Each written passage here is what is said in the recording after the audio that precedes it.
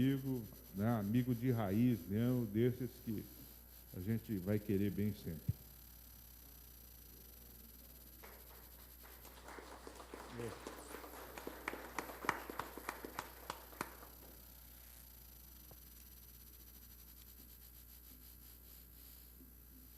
O Dácio foi o proponente dessa audiência. Então dá para mandar o arquivo, né? Ah, sim, perfeitamente possível. Aquela foto famosa que o Cid que era do Mackenzie tá, é essa que o Rui tá? É? Aquela foto? Ah, tá. Ah, tá aqui. O Rui é esse cara aqui, ó. Ah, o Cid de guarda-chuva. É. Agora veja É a foto. a página seguinte. Esse aqui é o Rui? É. Ela está digitalizada, a foto? Tá. Faz parte desse arquivo aí. Ah, e qual é ele aqui? Aí ele aí, Ah, ele aqui. segurando esse pedaço de pau, e olha o guarda Entendi. frontal a ele, né? E já de arma em punho. Mas ele não atirou, não. Esse aqui é teu, esse texto? É. Ah, é? É. Esse está digitalizado também? Tá. Aí você pode deixar com a gente. Posso, sem problema. Não, se tiver problema, não. Não tem nenhum Ah, inconveniente. essa foto famosa, ó. É. Elas não foram digitalizadas, né? Não deu tempo. Ah, Se não me engano, é da última hora da Folha de São Paulo da época. Eu não, aí deve, aquela foto que o Cid está com o guarda-chuva. é.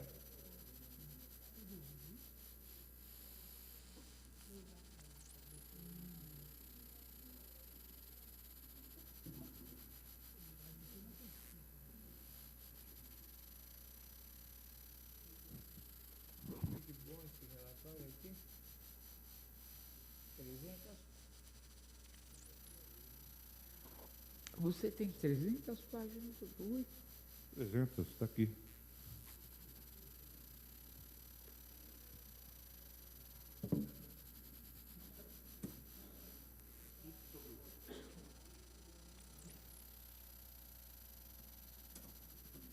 Algumas passagens são repetidas, né? Que eu fui recolhendo de pontos diferentes, depois eu queria purgar e tal. Esse negócio aí eu comecei a escrever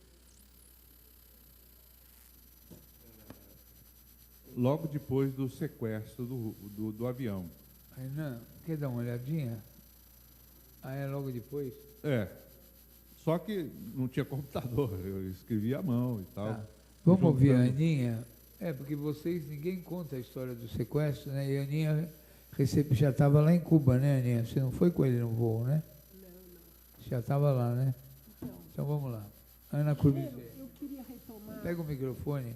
Ah, tem outro aí para você ficar mais à Eu queria vontade. retomar uma coisa que parece que foi uma decisão individual dele. Ana, fala só um pouquinho. Escolhe o microfone que você quiser. Qual você ficar com a melhor postura.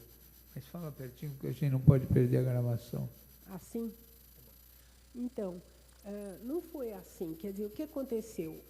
A gente saía em passeata, como estudantes que éramos, defendendo as causas que a gente achava que tinha que defender, e a polícia vinha para cima com cachorro, cavalo. Era uma violência, uma coisa impressionante. Quer dizer, a coisa foi, no meu caso, eu estava fazendo alfabetização de adultos pelo método Paulo Freire. E, de repente, a coisa, eu já estava casada, tinha filhos pequenos, e a coisa foi não crescendo, e aquilo ficava o sapo entalado. Aí, sim, era um sapo, entendeu? E as pessoas, eu, pelo menos, não estava aquilo. Eu dizia, meus filhos vão viver nesse esquema? Não vão. Então, a gente foi para a luta armada empurrado, não foi que a gente optou. As pessoas, ninguém gosta. É pouca gente, talvez os torturadores, não sei. A gente não era a favor da violência, não queria a violência. Só que não tinha jeito, a gente não podia nem se reunir, sabe? Então, isso é muito importante entender. Quem foi para a luta armada foi porque não deram mais caminhos para a gente, né? A não ser que você se eximisse de fazer política. Os companheiros aqui podem afirmar isso. Quer dizer, Não dava para fazer política sem ser com a arma na mão, entendeu? E a gente não aceitava, porque, na verdade, os militares deram um passeio, não deram um tiro, e isso era super revoltante, dizendo que a gente ia fazer a Revolução Socialista. A gente nem sabia direito ainda o que era socialismo na época, né? E menos comunismo ainda. Então, era muito revoltante isso. Não havia... Como é que você foi parar lá em Cuba? Então, quando eu comecei a ficar insultada, o meu marido, eu fui indo para a esquerda e meu marido foi indo para a direita. A gente era militante dos dominicanos, teologia da libertação, nós éramos bastante católicos. Só que ele foi indo para a direita, eu fui indo para a esquerda. E nisso o casamento acabou. E ele fez questão de ficar com os filhos. E então eu achei que, já que ele queria ser mãe, eu ia ter que ser pai. Eu ia ter que ver um futuro para os meus filhos. E eu não admitia que eles vivessem numa ditadura. Então eu comecei a procurar, eu estudava na USP, na Maria Antônia, fazia ciências sociais. E eu comecei a procurar, porque eu não tinha tempo, eu tinha filho, eu amamentava, estudava, cozinhava, dava jantar para as pessoas da Associação de Dirigentes Cristãos de Empresa que o meu marido trabalhava. Eu não tinha tempo nem para me coçar. E não tinha tempo de fazer movimento estudantil. Então, eu estava muito por fora. E eu comecei a procurar quem era organizado. Até que eu bati no Aloysio Nunes, que era um amigo de família, porque o pai era amigo dos meus pais, os avós eram amigos dos meus avós, tinha uma relação de família.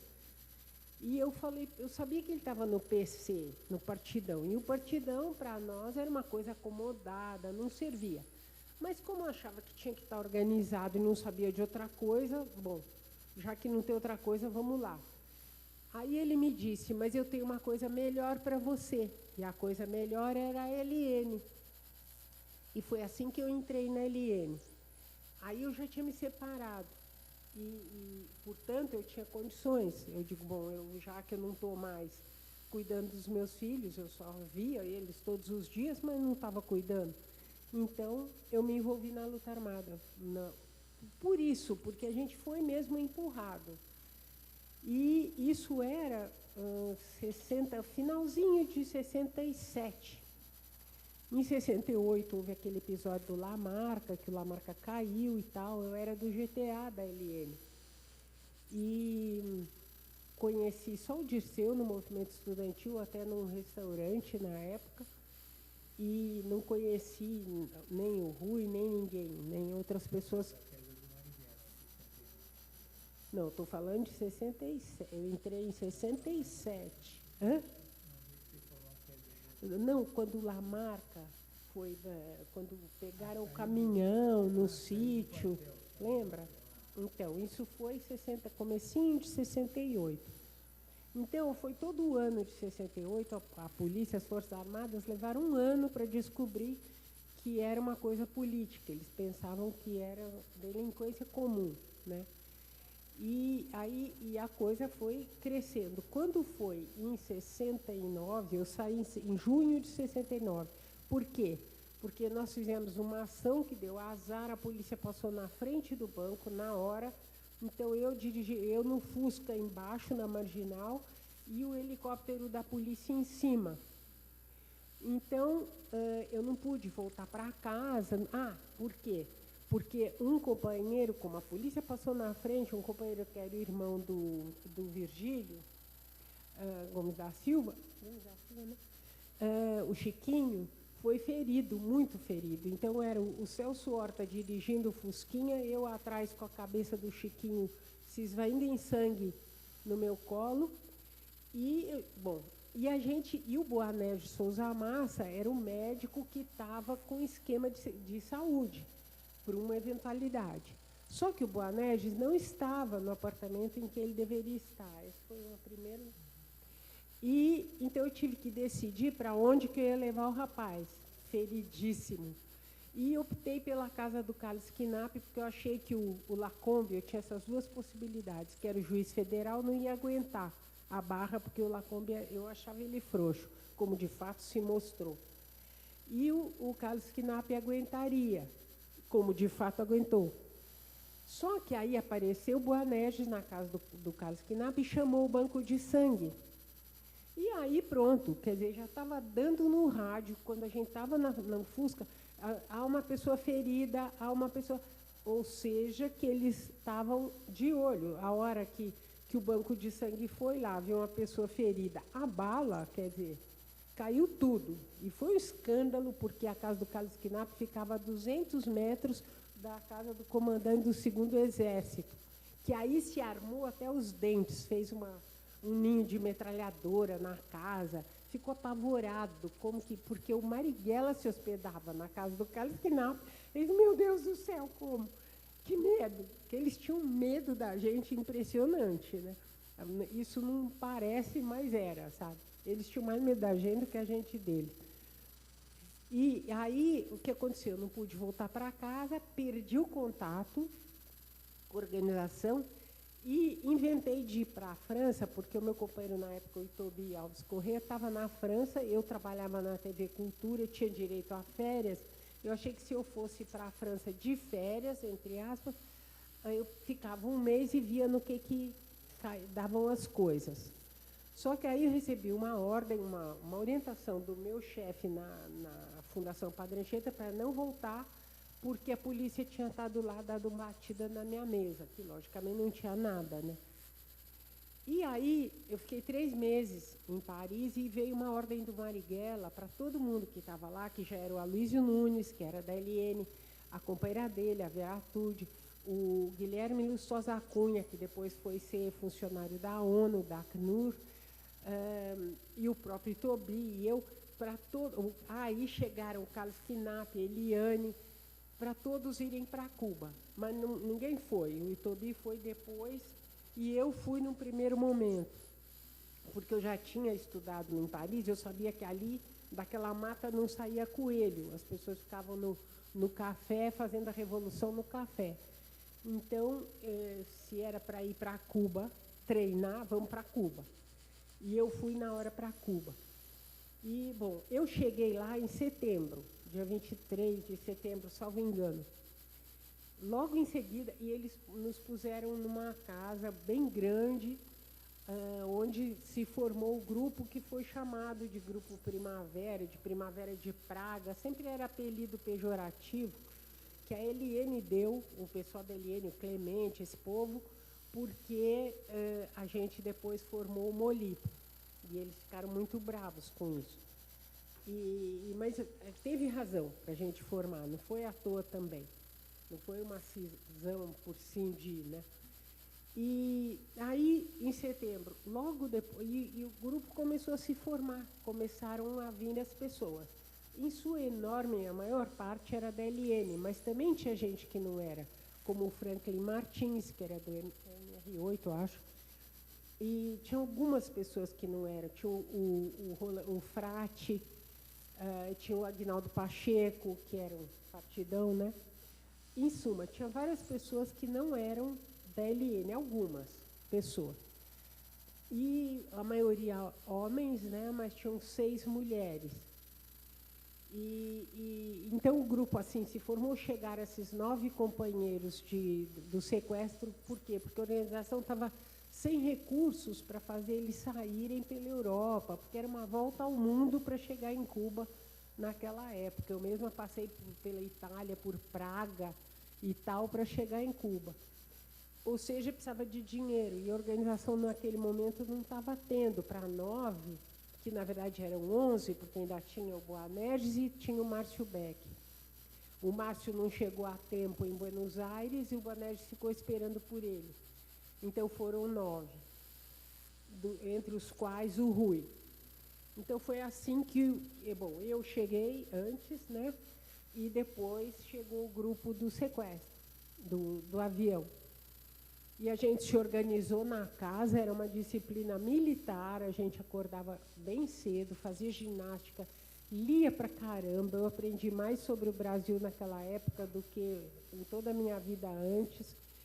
E o Boanerges leu os 40 volumes do Lenin, porque o Boanerges era todo exagerado, tudo dele era over.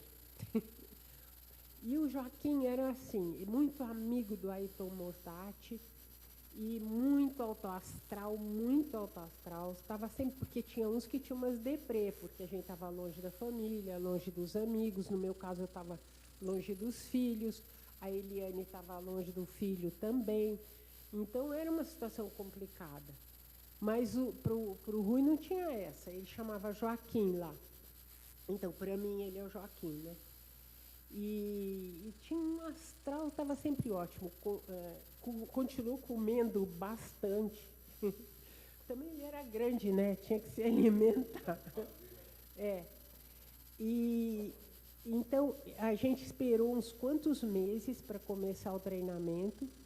A gente fez treinamento no campo e na cidade, e também especificamente de armas de tiro, de explosivos. Chamava Ponto Zero esse lugar. Eu estou contando essas coisas porque isso aí já é... A polícia já sabe, porque até então eu tinha um maior problema para falar dessas coisas. Até porque envolve Cuba, né? Que mora no meu coração, então não podia. E tinha a turma que era mais bem preparada fisicamente, porque eu tenho um defeito, além de ser mulher e mais velha que os outros, eu tenho um defeito físico. Então, eu era do grupo menos preparado fisicamente. O Joaquim já era top de linha. Ele e vários outros, né? O tenente e tal.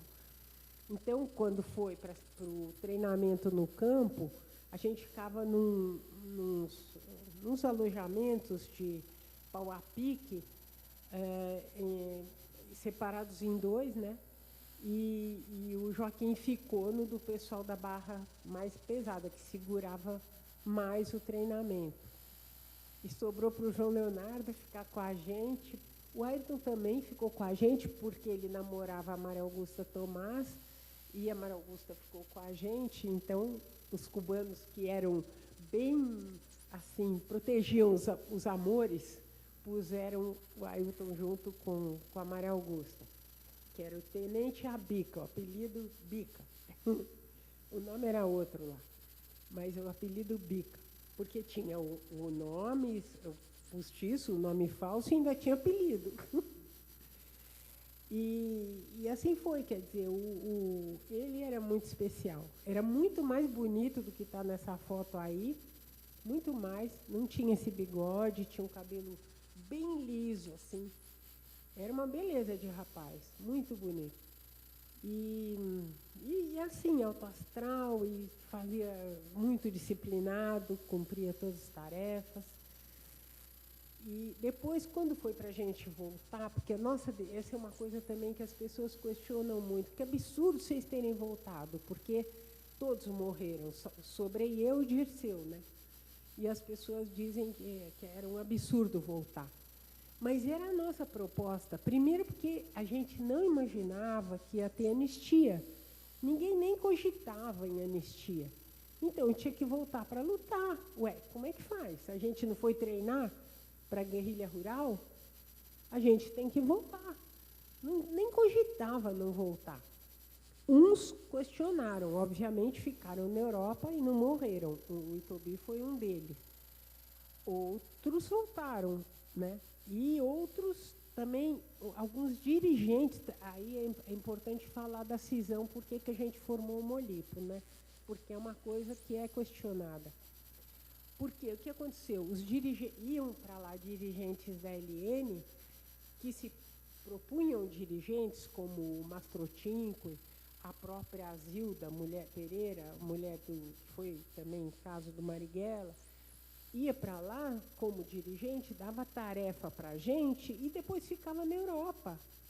Quer dizer, a gente, sabe, a gente queria voltar. A gente tinha uma proposta muito definida de voltar.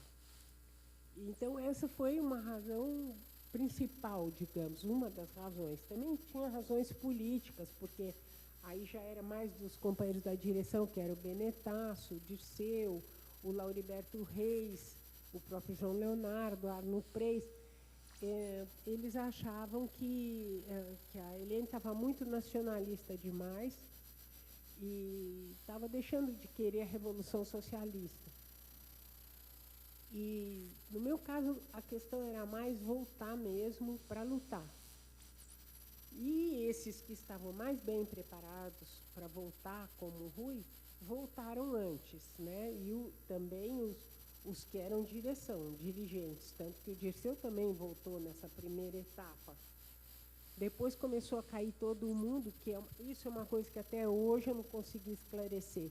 Por que que eles voltaram para São Paulo? Porque a gente sabia e conversava sobre isso e discutia isso, que a USP estava toda infiltrada, quer dizer, e os contatos deles e nossos eram da USP.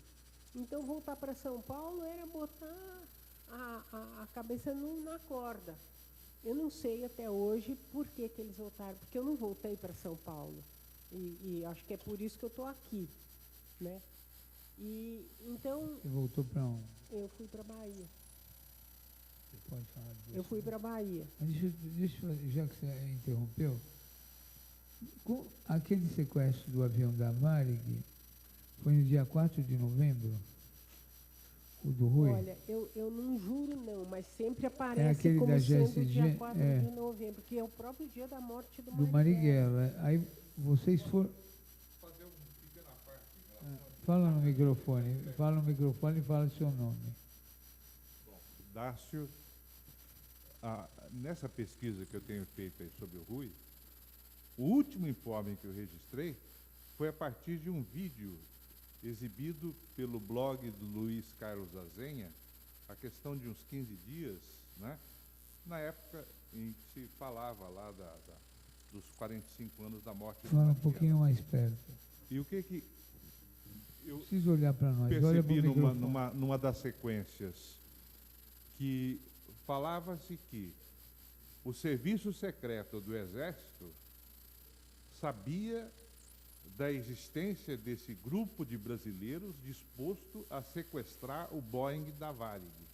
E só não prenderam esses militantes porque a caçada ao Marighella já estava armada e se a coisa acontecesse um pouquinho antes, podia assustar, né, o Marighella e o seu esquema de segurança e podia, evidentemente, impedir, né, a prisão do grande chefe. Alguém sabe desses dados? Eu sei, tem um livro de um brasilianista, de um americano, que diz isso, mas não falando do Serviço Secreto Brasileiro, falando da CIA.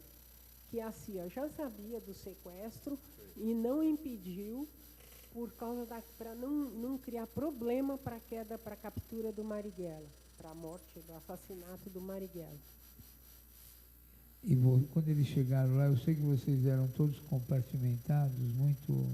Não, lá nesse momento nós fomos sendo agrupados numa Mas casa. vocês receberam, eles chegaram em 9?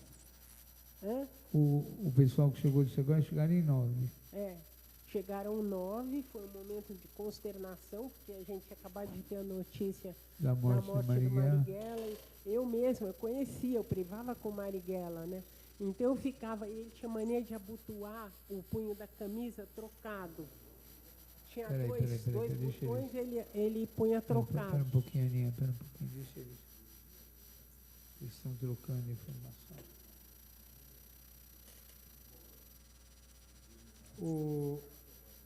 O Sugiyama, se você quiser falar. Tá. Não, tá bom. Vamos lá, Aninha, retoma, vai, que é importante o que você está falando. E eu ficava tentando Você lembra o identificar nome do naquela... brasilianista? Hã? Lembra o nome do Sabe brasilianista? que não, eu Não, escrevi então vai em sobre frente. isso, deve Vai em ter, frente. porque agora voltaram nossos documentos de Cuba, e eu, a Cida Horta e o Celso, a gente está identificando. Então, pode ser que tenha, porque eu escrevi um relatório, eu traduzi o texto do brasilianista para os cubanos e escrevi sobre isso. Então, pode ser que eu recupere essa informação, entendeu? Agora. Continua. Então, e eu ficava tentando, quem sabe não é o Marighella, quem sabe não é, sabe ver o punho, porque como ele usava uma peruca, pelo rosto só, eu não identificava facilmente. A memória que eu tinha, Quem sabe era ele que estava chegando em Cuba, isso era a tua esperança? É isso? Eu não entendi. Quem sabe é o Marighella como? Não entendi. Não, que apareceu uma foto dele morto dentro do sim, Volkswagen na Veja. E parece que eu estou vendo, ele morto caiu dentro do Fusca, né? E então eu ficava tentando ver se era mesmo, identificar, porque a repressão dizia que era, mas quem sabe não fosse, né? Entendeu? Porque a gente se sentiu órfão quando ele morreu, foi terrível, foi muito terrível. Mas isso só acirrou a nossa vontade de voltar, a nossa decisão de voltar, não era vontade, era decisão, né? Contamos sempre com todo o apoio dos cubanos, né? Porque a história deles era essa, eles ficaram reduzidos a 12 e continuaram a luta, né? Então, para eles, isso não era tão estranho assim. A Silvia, mãe do Carlinhos, o Carlinhos, aquele filho, a Silvinha... Quem é? Silvia Peroba? Silvia... Olha, ela esteve em Cuba, eu nunca a vi, porque aí sim eu já estava compartimentada, eu não a vi, mas ela, sei lá, houve algum problema com ela em relação ao Molipo, em relação... que o Dirceu viveu essa situação com ela. Ela até morou na casa da Cida Horta, mas eu nem conheci. Tá bom, então vai, continua. Não, então foi assim, quer dizer, eu privei com o Joaquim, para mim é o Joaquim, né? Eu privei com o Joaquim nós chegamos em 69 e eles vieram embora em 71.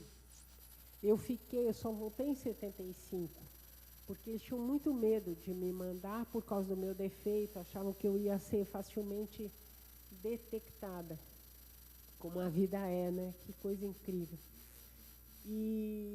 Então eu fiz muitas tarefas, eu entrei e saí do país várias vezes, clandestinamente, mas eu só vim definitivo em dezembro de 75.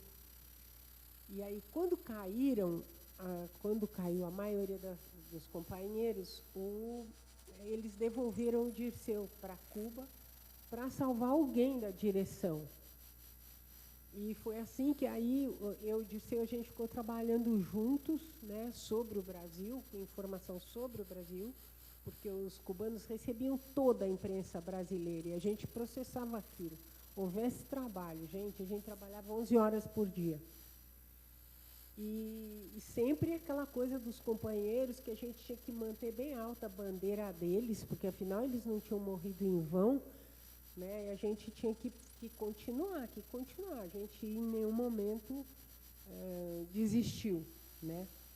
Aí eu voltei em 75, o Dirceu voltou em 76, e até que e a gente continuou trabalhando e se encontrando periodicamente. Aí nessas morreu o João Leonardo, eu fui encontrar o João Leonardo, eu ainda estive com o João Leonardo vivo, né? Marquei ponto com o Dirceu, mas nesse ínterim o João Leonardo é morto, né?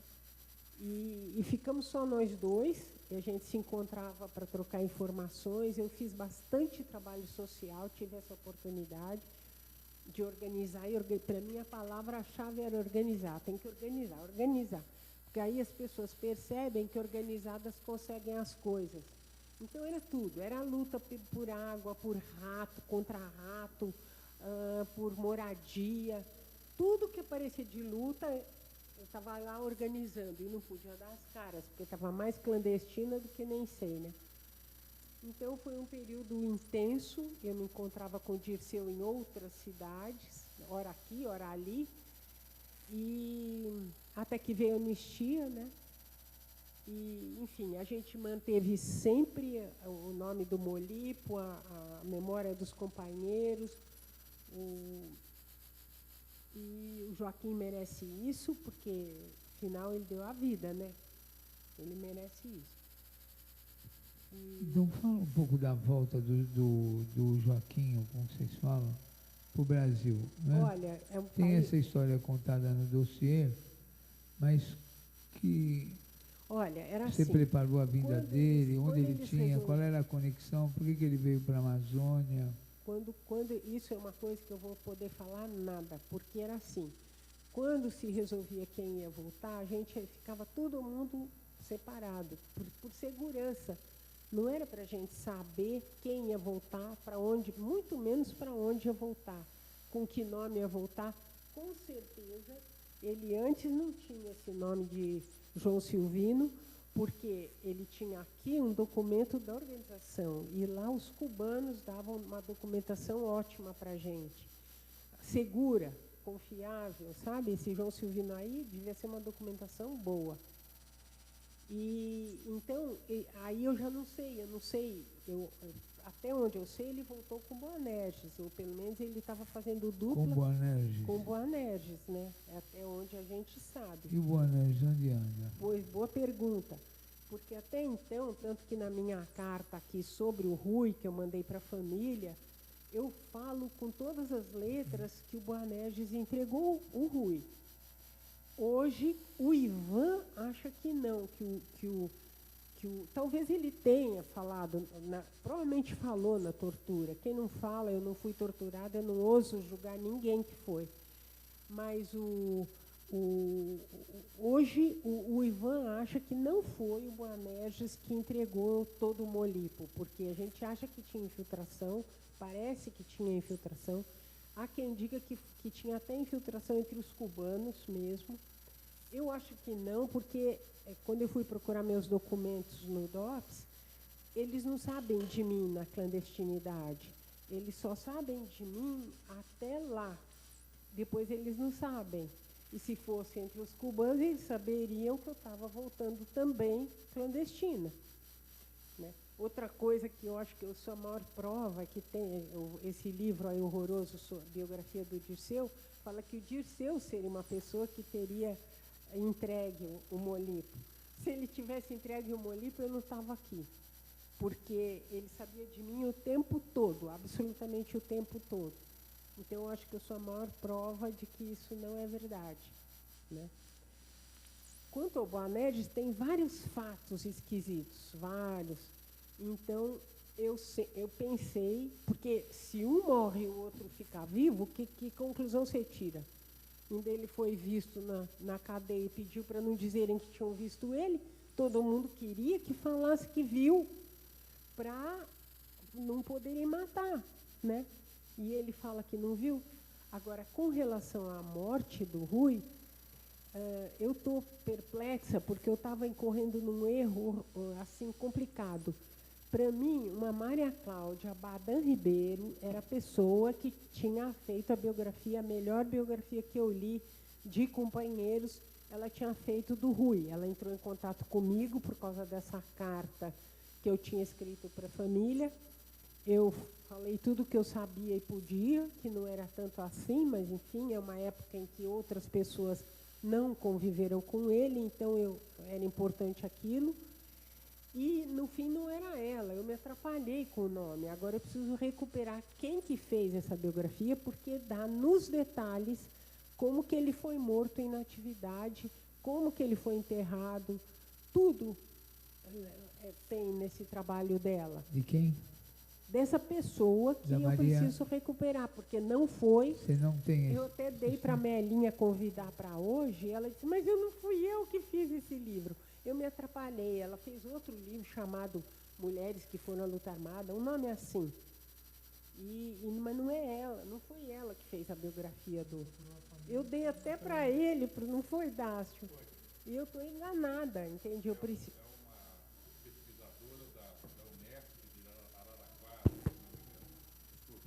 É uma pesquisadora, se não me engano, da Unesp de Araraquara ou da Unicamp, né, que fez esse levantamento bastante detalhado. Eu cheguei até a acessar essa tese na internet, mas deu uma pane no computador, eu perdi e já não lembro mais. Dácio, peraí. É que tudo aqui gera documento. É o Dácio que está falando. Fala de novo, um sujeito. Então.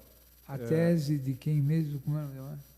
Maria? No encontro no Memorial da Resistência, né, em homenagem lá a Molipo, eu conversei com a Ana, que me deu essa dica de que tinha uma pesquisadora, né, que realizou uma tese sobre o Rui, tá certo? Agora, eu não me lembro mais do nome dessa pesquisadora e nem da tese, nem da instituição. Eu sei que não era da USP. Era ou da Unicamp ou da Unesp de Araraquara. Não é a Maria Cláudia, eu dei o nome errado para você. E acho que era da Unicamp, salvo engano. Eu vou tentar recuperar no computador, sabe? Ver se eu recupero, porque eu tive acesso a esse texto, é muito bom. Eu acho que tem que ter esse texto. Tá, aí você se encarrega de achar isso pra gente? De achar, não sei, mas eu vou procurar. Pesquisar. Com E esses certeza. documentos de Cuba estão chegando, vocês vão disponibilizar? Olha, Já pode? eles estão com... Porque a história foi a seguinte, numa viagem que o Dirceu fez a Cuba com o Fernando Moraes, os cubanos entregaram para o Dirceu uma mala com todos os nossos documentos. E o Dirceu, naquele momento, o Fernando Moraes estava pensando fazer um livro ou sobre o Molipo, ou sobre o Dirceu era ministro ainda. Aí o Dirceu deixou de ser ministro e o Fernando Moraes resolveu fazer o livro sobre o Paulo Coelho.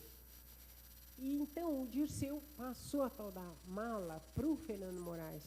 Mas o Fernando Moraes nem abriu, não deu importância, graças a Deus, porque senão porque a pessoa mexe e começa a virar bagunça.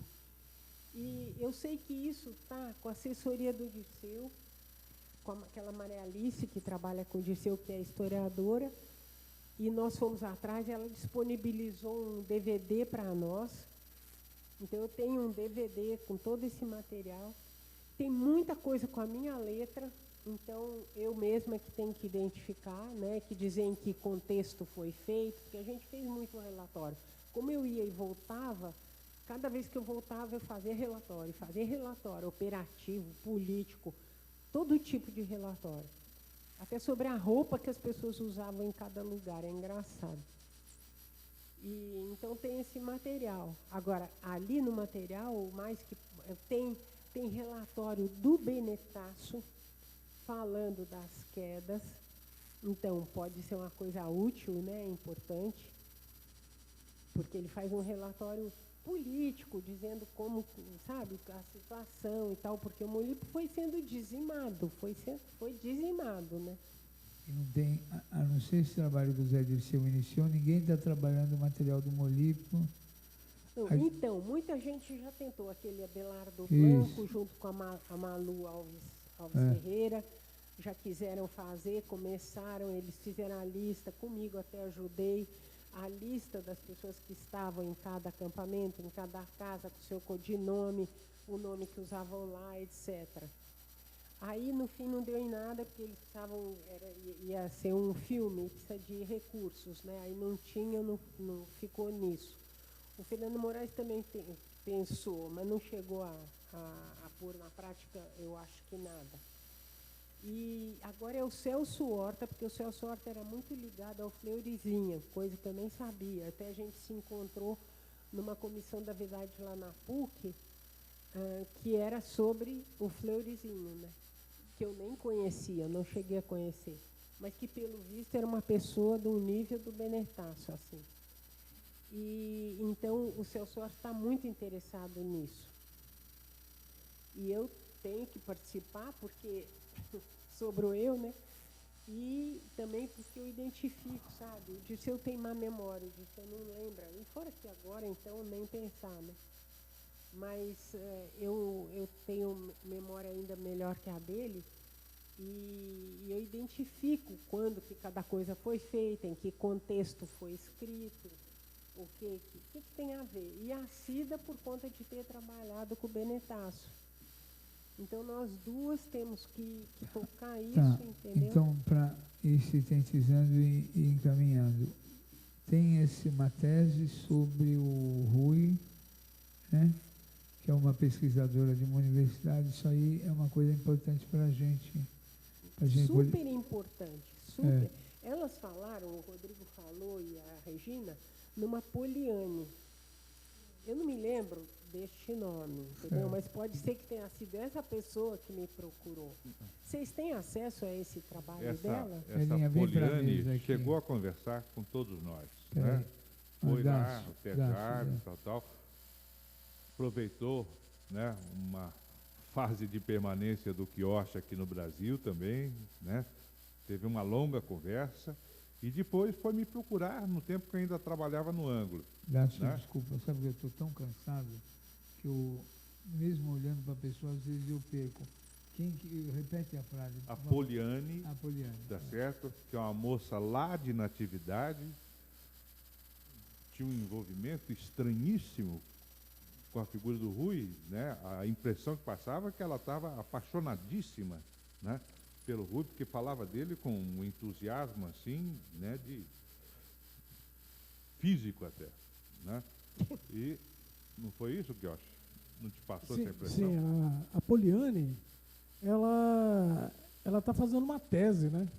Ela está juntando material e fazendo entrevistas, conversou comigo, conversou com o Dácio, conversou com Para mim, ela disse que com a estava Regina. fazendo um documentário que chegou até era um trabalho que... entrevistar o Zé Dirceu, tudo Exatamente. filmado. Eu tenho o endereço, o e-mail dela, e esses dias eu mandei um e-mail para ela dizendo sobre esse encontro, né? E ela até agradeceu, tal. Eu pensei que ela estivesse aqui, mas ela não veio. Rodrigo, tem uma história curiosa que ela conta do Rui lá em Natividade, que até surgiu uma lenda urbana dele lá, que embora o pouco tempo que ele ficou lá na cidade, por isso que eu acho que até ela se interessou e foi buscar isso. E acho que o trabalho dela ia ser uma conclusão de curso e acabou virando algo grandioso que ela nem pensava que ia ser isso. Que era uma lenda em relação ao Palabô Desejado, que é os 3 dias, não sei quantos dias que ele ficou ali, as mulheres da cidade iam visitar ele todos pela grade, contavam a história dele na cidade, as próprias mães para as filhas, algo assim. E que ele tinha botas que poderiam subir paredes. E por esse motivo, pela altura da prisão, por isso que ele conseguiu se suicidar, né, digamos assim. Regina, eu gostaria, antes, Ana, não sei se me faltou na hora, não entendi direito, quando você, em 72, você estava em Cuba, certo? Vocês souberam nesse momento da morte do Ricardo? Olha, a gente sempre sabia, porque saía publicado no Grama. Eu não sabia o nome Rui Carlos. Certo, mas o Joaquim, já para vocês, já tinha morrido em 72 mesmo. Sim. Certo, porque é isso que para nós aqui é a situação complicada, né? Por quê? Porque o Benetacho estava aqui, outros companheiros estavam aqui. Então os companheiros sabiam quem tinha caído, quem não tinha caído, sabe? É mais um problema aqui para o nosso Brasil, né, isso. E agora, quanto nós estávamos falando, e o Quioche também, sobre a Poliana, e que o Rodrigo já comentou, agora tem uma outra pessoa também, até o meu marido agora me fez lembrar, da Dalila. A Dalila, ela é uma moça atualmente ela deve morar em Goiânia, a Amelinha conheceu, né, Amelinha? Ela esteve no enterro simbólico do Rui Carlos, lá em Jales, até nós temos foto aí, ela fez, né, um comentário, ela foi uma pessoa muito boa mesmo, ela ficou na minha casa, e o que ela conta é isso, a família dela tinha parente em Natividade, e ela passava as férias lá em Natividade. Meu filho, se eu tiver errado alguma coisa, você me fala aí, tá? Ela passava as férias em Natividade. Então, ela soube que tinha um rapaz muito bonito que estava preso. E pelas fotos, se alguém tiver interesse de ver, nós temos aí, da cadeia pública, era assim uma janela enorme, bem para fora, realmente. O meu marido conheceu lá, certo? Meu marido conheceu. E que eles passavam na frente da cadeia e ficavam olhando para ele. Aquele rapaz bonito, quietinho, sem falar nada, certo? E aí que o problema da paixão, até que o Dacinho comentou, e porque nós estivemos junto com ela, entendeu? Ela falou tudo isso pessoalmente para nós, ela esteve na minha casa, lá em Jales. E ela disse que realmente, só que ela viu pessoalmente, ela se apaixonou por ele, entendeu? Porque ainda mais que é uma região que é um tipo assim de características físicas, né, bem diferente. E como você disse mesmo, né, Ana, não estou só falando como irmã, ele era um rapaz muito bonito realmente, né, muito apresentável. Então ela falou que ela passava ali e ela se apaixonou por ele. Então ela voltou para casa, foi dormir, e que no outro dia saiu a notícia que o rapaz havia se matado, se enforcado na prisão. E aí ela ficou desesperada, entendeu? Porque ela falou que foi realmente uma paixão que ela teve assim, à primeira vista por ele, certo? Aí ela ficou sabendo no outro dia, ela ficou no enterro dele. Inclusive o meu marido esteve presente lá, né, junto com Madame Palhares, certo? Ela fez tentou mostrar onde era o túmulo dele, porque realmente ela lembra tudo, conta tudo, como ele era, até que eles ajudaram a comprar um caixão assim, dos mais simples, fizeram roupa, que ele não tinha roupa para colocar, certo? Então, a Dalila é um depoimento muito importante, certo, a Dalila? Só que nós continuamos tendo contato durante muito tempo. Aí chegou um certo momento, o meu pai ainda era vivo. Deixa eu ver. O meu pai ainda era vivo e ele também entrava em contato muito com a Dalila, certo? Só que chegou um momento em que começou assim, a gente tentava entrar em contato com ela e não conseguia mais. Entendeu? Nós imaginamos assim, não sei, agora eu estou falando, imaginando a situação, que ela foi muito procurada também na época, pela polícia e tudo mais, pelo envolvimento ali de 12 horas ali que ela teve com ele, certo? E ela era né, espero que ainda, né, esteja viva, ela era médica veterinária. E o marido, parece-me, que não estava gostando muito dessa situação, do contato com a família, porque aí saiu em jornais, entendeu? Tanto da região de Jales como do estado, saiu a foto dela, o depoimento dela, certo? Então, a partir daí, infelizmente, nós não tivemos mais contato com a Dalila, entendeu? Tentamos já ligar várias vezes, o Moacir, meu marido, esteve com ela, até aí tem todas as fotos, do cemitério, tudo. Então, ela foi, assim, eu acho, uma pessoa muito, muito importante e com muito amor. Ela demonstrou para a gente, entende, como família. Aqui eu não estou nem analisando o problema político, certo? Porque a minha parte aqui é lógico que a gente está inserida dentro do contexto político, não resta dúvida. Mas eu acho que o papel nosso aqui mais é mostrar o sofrimento da família, né? A família com tudo aquilo que aconteceu. Dessa pergunta que eu fiz para a Ana. Então, realmente, eles já sabiam desde 72 da morte dele, certo? Então, a Dalila para nós é uma coisa importantíssima. O senhor acha que ela era um contato político dele? Não, de jeito nenhum. Não teve contato nenhum. Então não. tá, Totalmente a Melinha vai apolítico. falar. Agora deixa eu perguntar uma coisa, ou para a Melinha, ou para a Corbusier, ou para o Dácio. O Márcio Beck Machado e a Maria Augusta Tomás, todo mundo sabe o jeito que eles chegaram lá e como eles foram achados, né? Ô, Amelinha, você sabe como é que o Rui foi para lá? Não, isso eu não sei. A Melinha E como é que acharam ele lá? Não, a Melinha Teles. O que a Dalila contou para nós, né, e eu acho que ela contou com muita coerência, eu acho que aquilo foi muito verdadeiro. Chegou, a Natividade, naquela época era em Goiás, hoje é em Tocantins. Uma cidadezinha deste tamanhozinho. Chega um homem completamente diferente dos homens daquela cidade, porque ele era um homem bonito. Eu lembro dela falar daquela calça jeans que ele usava, que aquilo devia ser assim, o máximo. Imagina, em 1971, 72, quem tinha uma calça jeans era... Né? Ela acho que nem nunca tinha visto um homem tão bonito como aquele. Ela tinha 15 anos de idade. Tem que levar em conta isso. Essa menina tinha 15 anos. Eu lembro dela contando. Então, o que ela... Nossa, ela ficou apaixonada. Ele foi para uma pensão na cidade. Ele estava numa pensão. E ela ficou apaixonada por aquele homem. Ela passava para lá, para cá, olhando aquele rapaz. E quando, no outro dia, ela ficou sabendo, ou no outro dia, naquele mesmo dia, mais tarde, ele foi preso. Agora, eu tenho a impressão, independente, deve ter infiltrado, deve ter gente, enfim, toda essa história eu não conheço, né? Mas eu acho que ele chamou muita atenção, inclusive da própria polícia. E naquele momento lá não tinha só a polícia local, já tinha Operação Bandeirante. A Operação Bandeirante entrou em ação.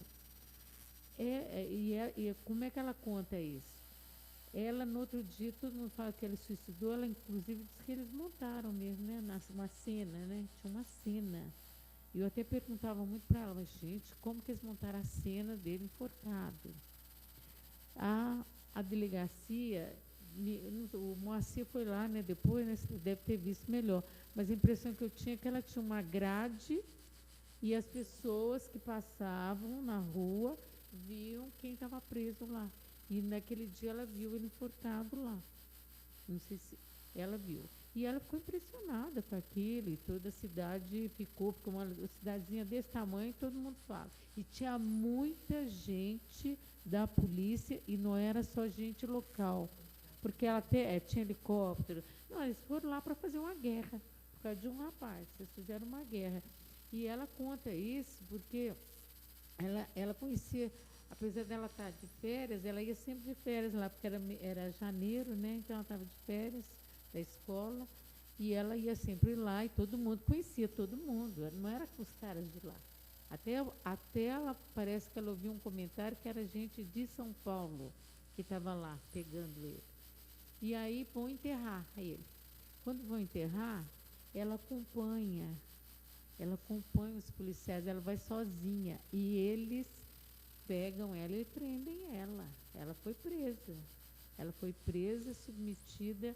Ela não fala em tortura, em espancamento, mas ela fala do interrogatório, porque eles acharam que ela tinha uma ligação com ele política. Ela nem estava sabendo nada de política. Ela brinca, né? Ela falava que ela era noiva dele sem nunca ter namorado com ele. Ela era a noiva dele e era viúva sem nunca ter casado com ele. Ela gostou dele, ela falou assim, um homem desse, então ela seguiu, tanto é que ela seguiu e viu o local onde ele teria sido sepultado. E quando, anos depois, voltaram lá o Moacir e outros mais, o médico legista e tudo, não conseguiram localizar os restos mortais do Rui naquele local, que provavelmente eles podem ter retirado, como eles fizeram da Maria Augusta também, né? Então, pode ter feito isso. Mas ela conta com muitos detalhes tudo aquilo, e ela foi no dia do enterro simbólico. Eu acho muito importante destacar esse enterro simbólico e destacar o papel do seu Rui, do pai.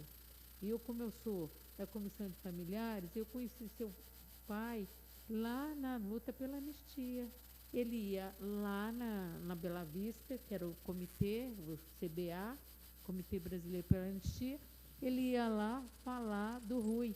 Eu conheci o Rui, parece até que eu conheço o Rui, nunca vi o Rui, mas eu conheço por causa do seu Rui, porque o seu Rui falava com toda a veemência da importância do filho dele, e ele valorizava o filho dele. E era muito engraçado, porque quando ele começava a contar tudo que ele fazia, a gente tinha muita amizade.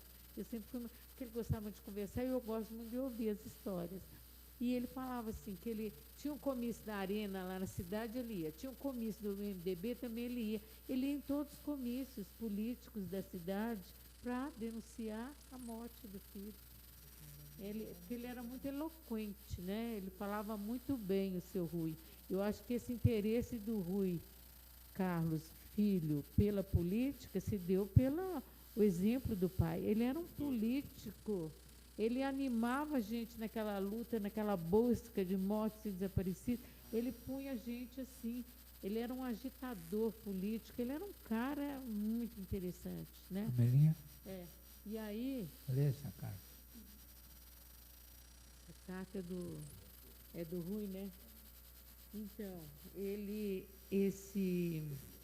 Não, eu queria falar o seguinte, antes de ler essa carta, eu queria lembrar o seguinte, que o seu Rui um dia ligou, e nós não encontramos as ossadas do Rui Carlos Vieira Berti. Ele é desaparecido político do ponto de vista dos direitos humanos, do ponto de vista internacional, do ponto de vista do jurídico, ele é um desaparecido político.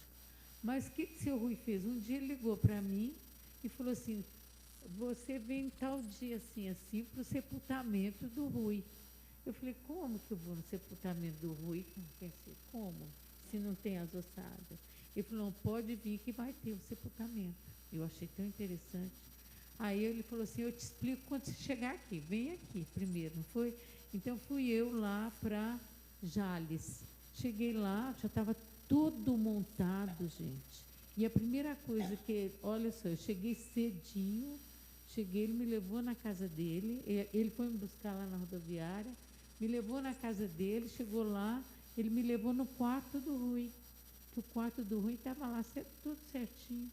Inclusive até o sapato, me lembro, o sapato do Rui, a roupa, tudo, ele tinha deixado lá. E ele falou assim, algumas peças eu coloquei na urna. É isso, nós vamos fazer esse enterro. Mas ninguém, não era para comentar que aquele enterro era apenas simbólico. Não sei se você lembra disso, Regina, ele falando, né? Ele falava isso. Eu falei, nossa, que engraçado, né? Eu achei que tudo muito, muito louco, né? Eu até escrevi um texto, depois eu mandei para vocês, o sepultamento inusitado, porque para mim foi uma coisa, a importância desse ato, desse ritual para a sociedade humana, né? Nunca eu vi...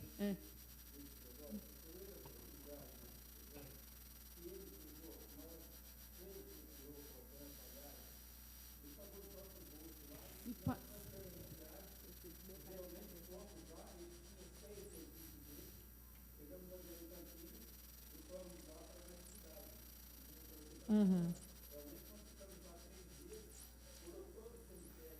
Não conseguiu, né? A Dalila foi junto,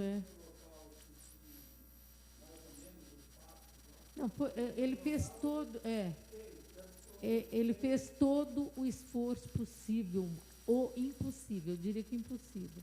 Mas eu vejo o seguinte, como a importância do sepultamento, de você ter o corpo. Quando eu falo e olha que eu sou familiar de desaparecido, eu lido com várias reações das pessoas, mas a do seu Rui, gente, aquela capacidade de ter um objetivo, e esse objetivo eu vou fazer, eu vou realizar esse sepultamento. Eu assustei quando ele ligou para mim, ele ainda mandou pelo correio um convite, porque naquele tempo não tinha internet assim, né? Ele mandou, eu fui lá no sepultamento, no sepultamento, e ele me mostrou antes a sala, aliás, o quarto, e depois, gente, nós fomos na Câmara e era um feriado nacional, você lembra que é um feriado municipal na cidade? Ele conseguiu isso, ele parou a cidade de Jales. Não, sim, o Moacir era da prefeitura, mas eu estou dizendo assim, o empenho desse homem, claro que muita gente ajudou ele. Foi assim, um sepultamento, e depois ele terminou, gente, o sepultamento, na hora que foi do sepultamento, até a Globo estava lá, ele terminou, e a gente sempre faz aquela palavra de ordem, companheiro Rui Carlos Berbert, presente, agora e sempre. Eu falei sozinha, porque lá o povo não sabia que tinha que acompanhar para falar. Então, fiquei falando sozinha. O Rodrigo lembra, que o Rodrigo era um menino. Aí, o que aconteceu? Ele falou assim, vai com Deus, meu filho. Ele foi lá, junto, falou, vai com Deus, meu filho. Falou em voz bem alta. Termina o ritual com ele falando desse jeito, olhando para aquele túmulo que tinha. Ele tinha um túmulo e ele enterrou ele ali. Foi uma coisa assim, impressionante, né? E eu queria dizer isso porque tudo isso que vocês estão falando me veio a pessoa do Rui pai. E o Rui filho, evidentemente, que ele construiu, merecidamente, né? Um filho herói. Ele construiu isso na memória de todo mundo, né? Ali em Jales. A criançada toda foi, você lembra que tinha um centro como é que fala? Um diretório acadêmico, enfim, um diretório de estudantes com o nome de Rui Carlos Vieira Beber, que eu acho que até hoje tem esse nome, né? Até hoje tem esse nome. Eu gostaria de dar um esclarecimento sobre por que mataram ele, né?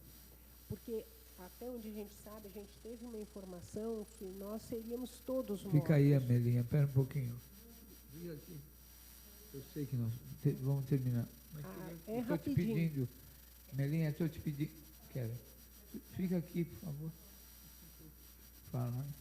Que diz que as Forças Armadas, a repressão, dizia que nós teríamos que ser todos exterminados porque a gente era cabeça lavada. Que todo mundo que tinha treinado em Cuba, que tinha estado em Cuba, não mudava de ideia, não tinha jeito, que tinha que matar. E também que, a partir de um certo momento, houve uma ordem para se aparecesse alguém estranho em qualquer cidade pequena, que deveria ser capturado.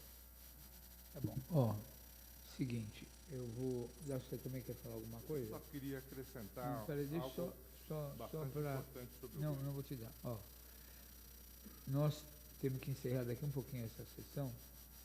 Então, o Dácio vai falar, a irmã do Rui, desculpa, deu um branco. A Regina vai falar, vai ler uma carta, e eu queria pedir uma coisa.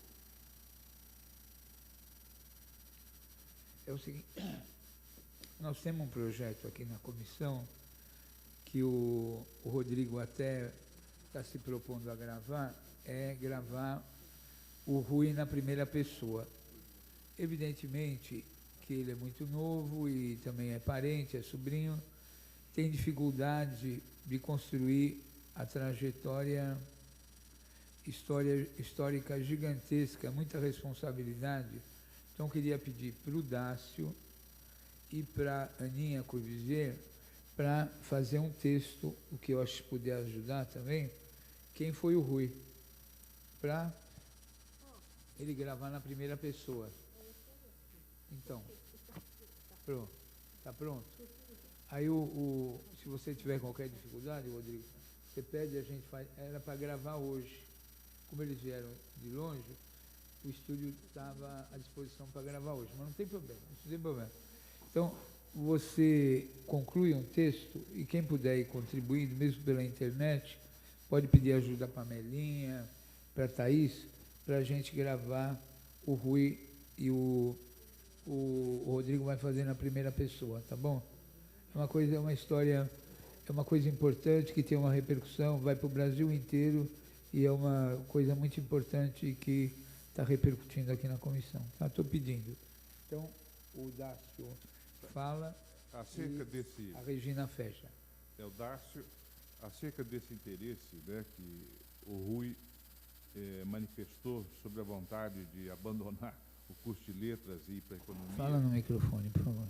A Zilda e o Suyama, que são nossos bons companheiros lá do CRUSP, né, dizem o seguinte: no segundo semestre de 1968, o DISP da ALN, que estava em processo de formação, encarregou o Paulo Sandrone de dar um curso sobre economia no CRUSP.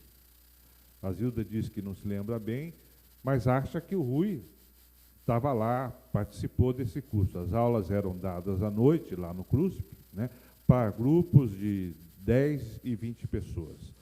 Por fim, a Zilda conclui que o curso que ela fez foi excelente e acabou também despertando o interesse dela por economia. A Zilda é historiadora, né? Obrigado, Dácio. Pena que a Zilda e o Suyama hoje não podem falar. Mas vamos lá. Então vamos encerrar.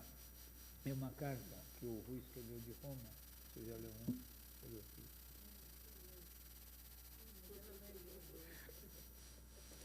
Eu fico até envergonhado. Então, Regina. vai, Regina. Eu tenho em mãos uma carta escrita pelo Rui Carlos, inclusive é lógico que eu reconheço a letra e tudo mais, e nós também já tivemos um bilhete muito rápido escrito, a gente percebia que era tudo correndo, mas que infelizmente, num momento difícil, em que meu pai também passou uma noite também preso, e ele acabou ficando com muito receio, e ele acabou rasgando esse bilhete. Agora, essa carta, nós morávamos em Regina de Feijó, Mas depois que a minha mãe aposentou, nesse momento eu estava já em Assis, fazendo faculdade, e eles mudaram para Presidente Prudente. Então, aqui, inclusive, o envelope, né, está no nome da minha mãe e para o endereço de Presidente Prudente. E aqui ele colocou até ali um adendo. Enviei esta carta para a regente porque me esqueci do endereço de Prudente. Porque aqui, esse que fez agora que eu não me fiz entender direito, né? Aqui está o endereço de Presidente Prudente, mas porque o carteiro de regente, como conhecia o meu pai, colocou o endereço aqui e mandou para Presidente Prudente, certo? Porque aí, na hora que nós abrimos a carta que ele escreveu, enviei esta carta para a regente porque me esqueci do endereço de Prudente, certo? Rai, Roma, 1969. Espero que tudo esteja bem por aí, cheios de saúde. A Regina está estudando bastante? Penso que agora, com a aposentadoria da mamãe, os dois velhos poderão aproveitar um pouco, passeando bastante. Pena que não poderei estar aí. Estou com bastante saudades de vocês. No entanto, não poderei vê-los tão cedo, pois estou viajando pela Europa. Tive uma grande oportunidade para isso.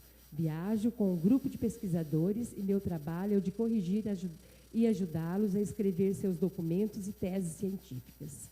Meus parcos conhecimentos de gramática estão me ajudando muito. Foi uma oportunidade que me caiu do céu.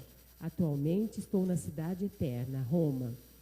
É realmente uma cidade maravilhosa. É praticamente impossível vocês escreverem para mim, pois fico pouco tempo em cada lugar. Agora, por exemplo, já estou de partida para Madrid. Fiquei muito sentido por não ter podido despedir-me de vocês. Infelizmente, tive que sair do Brasil rapidamente, pois fui avisado da minha escolha para a viagem na última hora. No princípio, pensei que viajaríamos pela América Latina. Depois, para meu gosto, os países escolhidos foram da Europa. Tenho todas as minhas despesas pagas e ainda um dinheirinho extra para minhas farras, entre aspas. Estou muito contente. Não estou tendo problemas de saúde. As italianas são o fino. O único problema é que não consigo dar conta de todas. Estou ansioso para ir até Paris. Possivelmente, depois de Madrid, irei até lá. Só não pensem que é muita moleza. Tenho que trabalhar bastante. É claro que tenho tempo suficiente para passear, mas assim mesmo não viajo como turista. Deem lembranças para o nosso hall de amigos. Possivelmente, quando receberem esta, já estarei na Cidade Luz, Paris. Quando voltar, terei muitas coisas que contar. Estou completamente deslumbrado pelo velho mundo. Ficarei uma boa temporada viajando. Só quero que fiquem sabendo que estou bem. Será muito difícil escrever-lhes sempre, mas sempre penso em vocês com carinho. Em breve, talvez possa escrever-lhes novamente. Por enquanto, é só. Um abraço para todos. Rui Carlos.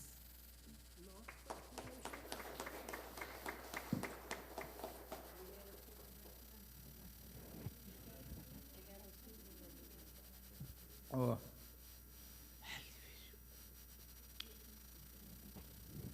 Vamos lá.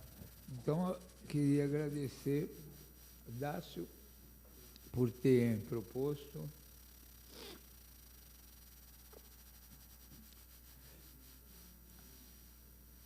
e organizado tudo isso aqui.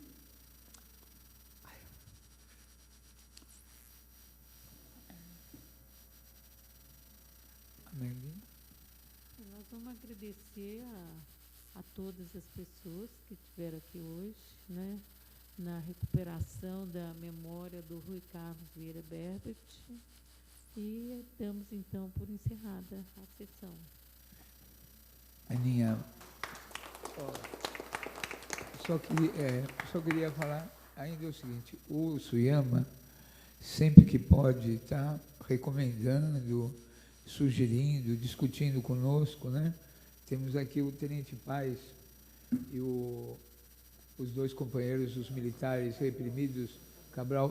Só para vocês terem uma ideia, o Tenente Paz e o Cabral fizeram uma sessão com o Coronel Silvestre aqui, que estava encarregado de barbarizar no dia da Batalha da Maria Antônia, o Coronel Silvestre se negou. Então, o que eu queria dizer, Aninha, a sua contribuição é muito importante, né? Se você, com essa disponibilidade, essa sua capacidade de organização, o Dácio, né, com esse dossiê fantástico, se vocês puderem, porque aqui a comissão é muito difícil, né? E como a Nacional tem todos aqueles problemas que todo mundo sabe que aquilo lá virou um problemão, em vez de ser uma solução, virou um problema, aqui está virando, tudo está vindo para cá. Então, queria falar duas coisas antes de terminar, que a gente recuperasse essa biografia do Rui, né? Isso é uma coisa fundamental, biografia, quer dizer, essa autobiografia de 10 minutos, sei lá, de um jeito. Hoje o Juca Kfouri conseguiu fazer do primo dele, do Norberto Neren, não é? O Juca criou coragem, veio aqui, fez um pequeno texto de 3 minutos e gravou na primeira pessoa. Então, o Rui é uma pessoa, um personagem fantástico. Eu acho que vale a pena a gente recuperar e fazer uma síntese da vida dele para isso ficar gravado, né? Então, no mais, queria agradecer. Nós precisamos ir embora mesmo, que eu acho, meu irmão, quando eu entrei na geologia, quem me fez a recepção foi o Quioche e o Queiroz e outros companheiros lá, mas o Quioche estava no trote, estava saindo, mas me recepcionou. Então, você imagina como é importante. Bom, fala no microfone, por favor. Não fica de costas. Fica de frente, por favor. Fica aqui ao lado da sua esposa, por favor, é importante. Não, eu fiquei admirado. Não, hoje. é que tem duas câmeras, por favor, se você não ficar magoado, aí fica a sua imagem gravada de frente. Eu só queria citar o seguinte, desde que nós começamos a lutar, depois que o Rui foi embora, descobri o que o senhor Rui queria. Eu estou admirado, não estou na frente do senhor, não estou querendo puxar nem nada, mas eu admirei, porque eu só vi 3 caras brigarem pelo esse grupo. Nilmário Miranda, nacional, porque eu fui o único que eu vi, em termos de Brasília, a fazer alguma coisa, foi Nilmário Miranda. E realmente não deram respaldo para ele, você sabe que não tinha. A outra foi Erundina, em São Paulo, que montou uma equipe, reuniu todo mundo e foi um negócio muito espetacular que eu vi. E agora, depois de muito tempo que nós estamos, estou vendo o senhor fazer esse trabalho aqui em São Paulo e eu estou admirado e meus parabéns. Muito obrigado. Muito obrigado. Oh, é que o grupo de São Paulo aqui, desde a Melinha, obrigado pelas suas palavras, mas a Melinha, o Ivan e toda essa turma que está, mesmo os mais jovens, é um pessoal da maior seriedade. E nós temos todo esse apoio de voluntariado impressionante aqui, que está dando cobertura e apoio para a gente, né? Porque a Comissão da Verdade é uma das coisas mais importantes que ocorreu no Brasil nos últimos anos. E a Comissão Nacional, embora a gente torça dia e noite para ela dar certo, ela está enfrentando grandes problemas, né? Então, aqui em São Paulo, nós estamos tentando sobreviver e manter essa... Porque você imagina se a Comissão da Verdade acaba os trabalhos e não apresenta nada, nenhuma proposta, nenhuma investigação.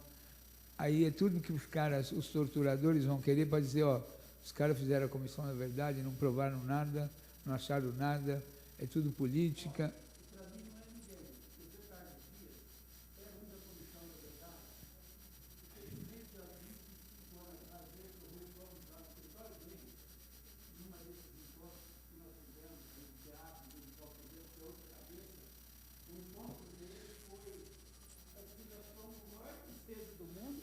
José Carlos Dias, ele falou, olha, só que eu preciso cobrar para fazer esse trabalho.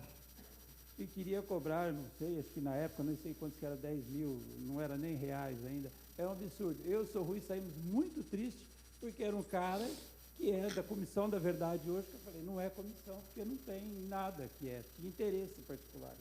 Então não era interesse para ajudar os amigos. Já que o Moacir falou, Regina, ele citou agora o nome do Edibal Pivetta, certo? Eu acho que nós também não podemos, né, nos esquecer do doutor Edibal, que ele também já esteve, ele foi no enterro simbólico do Rui Carlos, ele ficou na minha casa, ele se hospedou na minha casa, uma pessoa maravilhosa, que fez tudo que ele pôde fazer como advogado e como ser humano. Não que cobrou isso eu acho nada. mais importante que tudo, e realmente, ele nada, para não dizer, o meu pai muito humildemente comprou um litro de uísque bom e deu de presente para o doutor Edibal. E o Em trabalho agradecimento a tudo. E ele apresentou, como César Vieira, né? Que ele é teatrólogo, ele apresentou a peça e falou, olha, sabe o que eu quero de vocês? Eu quero que vocês levem a minha peça para Jales. E nós conseguimos, com mais de 300, 400 pessoas, que ele fosse para Jales e apresentasse a peça dele. Tá? Obrigada, gente. O Edibal, o César Vieira, sei lá como é que chama ele, o Edibal estreou uma nova peça maravilhosa sobre a FEB, a Força Expedicionária Brasileira. Belíssimo. Então, quer dar um presente para ele? Convida para ele ir para Jales apresentar essa peça nova, muito bonita, que chama A Cobra Vai Fumar. Que era o símbolo da FEB, né? Aquela cobra com cachimbo. Então, convida que ele vai ficar contente, tá bom? Muito obrigada. Chega. Sessão está encerrada.